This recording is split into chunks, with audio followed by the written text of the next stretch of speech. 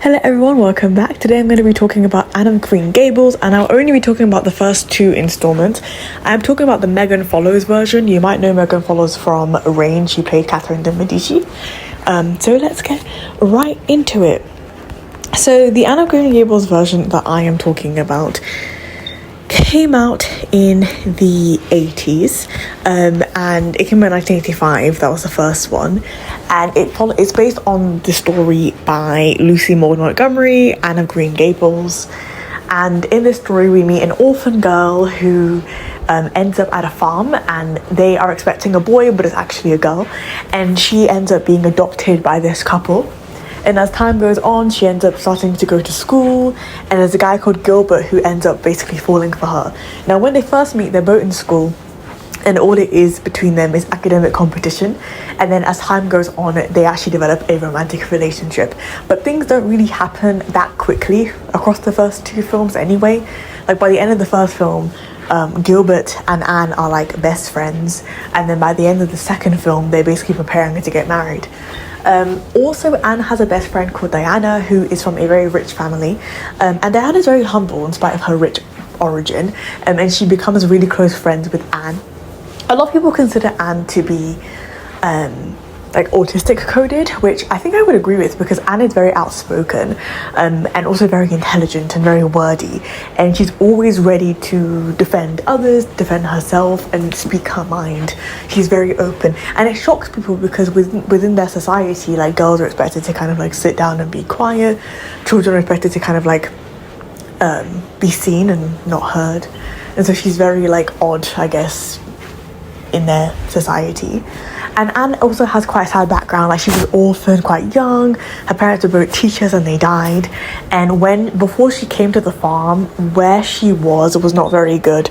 She wasn't very well taken care of by her caretakers, and she ended up being sent away because the woman's husband, the woman she was staying with, and all the children, the woman's husband died, and so she sent Anne away because she could not afford to feed another mouth, even though Anne was also helping her take care of her 7 children.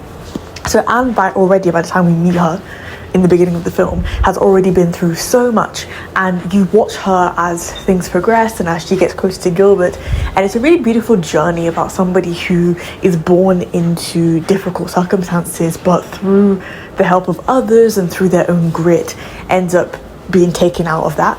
And Gilbert is a much beloved character. I love him too.